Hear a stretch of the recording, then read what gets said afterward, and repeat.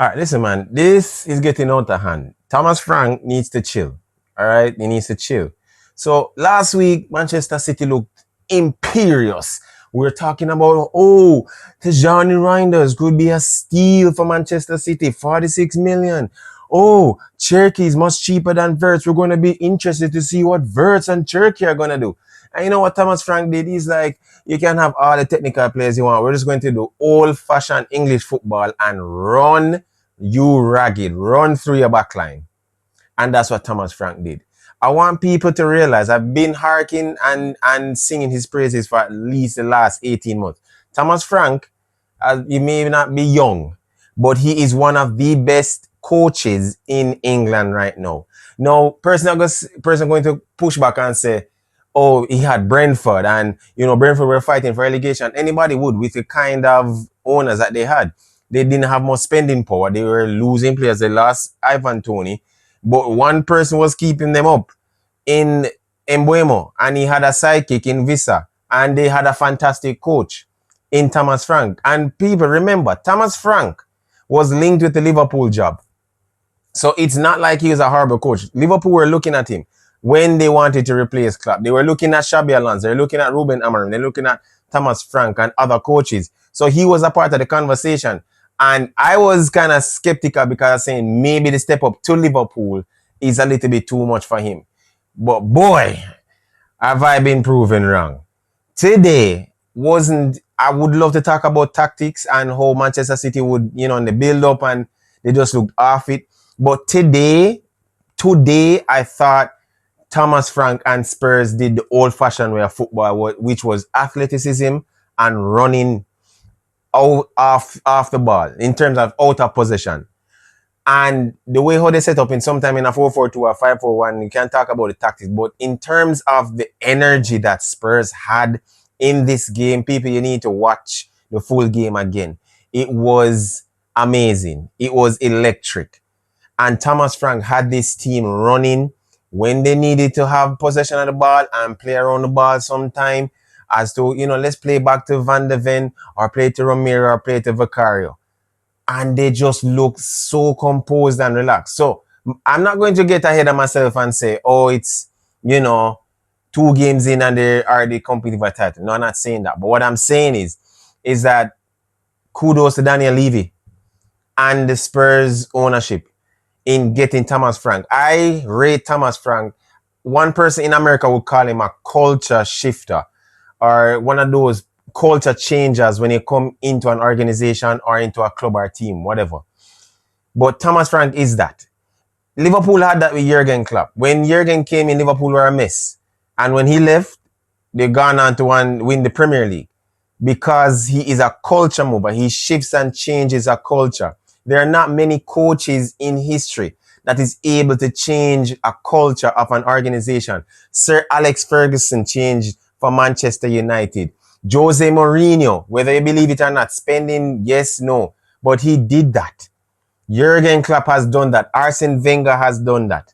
They have come in, the team looked ragged, didn't know what to do, were less than how they were, and they just look better. And Thomas Frank, I know it's just 2 games in, but he is one that I'm seeing as a culture changer.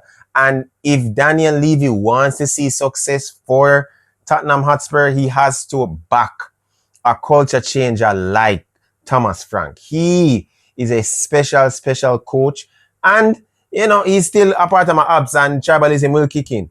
But he's a fantastic coach. Today, Spurs looked amazing. Listen, Papi Sarr is him. He is N'Golo Kante's son. Sometimes he was playing as an 8, sometimes he was playing as a 6. But how he was positioned higher up with Richarlison and playing a little bit behind him or beside him when they were pressing, when they didn't have possession of the ball. But when he had possession of the ball, he was linking plays with Brennan Johnson. And shout out to Mohamed. Listen, Kudus is probably one of the signings of the season so far.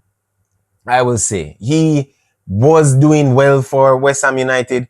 And I just think that he needed that step up to show where he is in terms of quality. And he found, I think, the perfect team to do so in Tottenham Hotspur.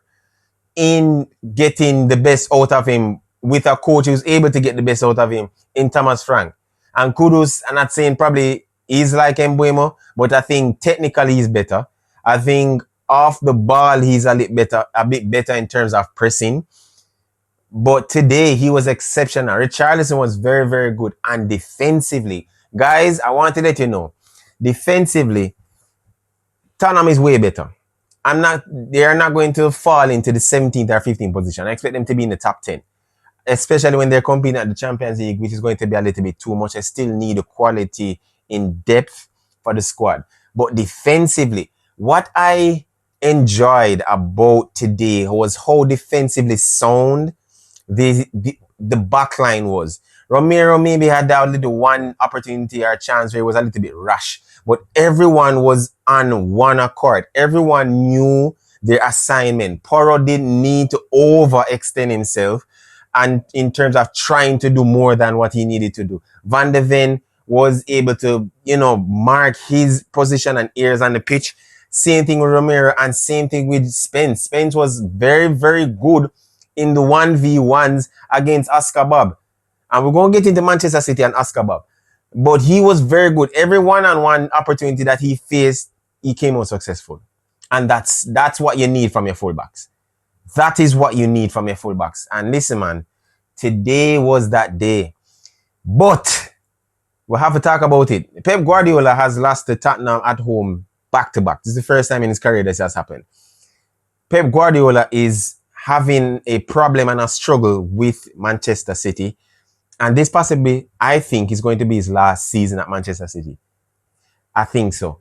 He has a big worry when it comes on to his team and pressing. He has a huge problem when it comes on to out of position and how to press. He has a way bigger problem when it comes on to team hitting behind the fullbacks when they press high. Manchester City do not have the athleticism to match a Tottenham Hotspur. They don't have the athleticism to match probably even a Manchester United in the transitions. And definitely don't have the athleticism to match a Liverpool. And probably possibly Arsenal with the signing of Eze and Gyökeres. It is absolutely crazy. They were bullied at home. There was a clip or a part in the segment when Reinders was trying to control the ball came in and Reinders was controlling. And Kudus just bounced him off the ball. And he was looking for a foul. And I'm saying, bro, this is the Premier League. It's one of the most physical league in the world. And he just got pushed off the ball multiple times. And listen, Reinders is not like a scrub. I'm not saying that he is. But once you look at how he was playing and how persons were playing him, Sarr was pushing him off the ball. Bentancur was pushing him off the ball. Not to mention Paulina, and Kudus was just literally just arms lengthening him. Just like, stay away a little bit. I need to do this. Crazy. And then it's almost as if the team didn't know what to do when they went a goal behind. We're not going to talk about what James Trafford will do. Separate and apart from that, that's a different thing entirely. That happens to any keeper playing from the back. But in terms of creativity, listen, I don't want to hear anyone talk about Turkey, and I don't want anyone here to be in my comments about Turkey versus Wirtz. It's not comparable. All right, I know it's his first game, but first impressions last. That's what my mother teach me. First impressions last. And what I saw today was not good enough. And if this is what he's going to do for the rest of the season, he's going to be a wonderful super sub. He ain't starting. He's not starting. I promise you that. He's not starting. I don't see him starting if he continues how he played. His attitude wasn't there. He looked lackluster. He looked like he didn't know how to play. The creation, he just looked off.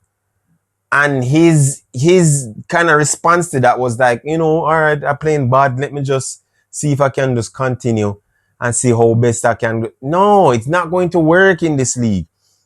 And if they face a Liverpool or Arsenal, I promise you, they're going to run this midfield ragged. Of course, Rodri just coming back. But Pep Guardiola has a problem. He has a problem with athleticism and he has a problem with energy. There was not enough energy from Manchester City. If he wants to win the Premier League again, he has to match the athleticism and the energy of his main rivals, particularly in the Big Six. It's a major problem. But kudos to Tottenham, man. This was a huge win. This was a masterclass in winning without the ball. And it wasn't just a part of the bus. Trust me, it wasn't a part of the bus in this game. They needed to press and they pressed well. But guys, let me know what you think in the comments. Like, subscribe, and share. I think there's another video that's going to pop up right now. Click on that. Hit the notification bell. Until next time, peace.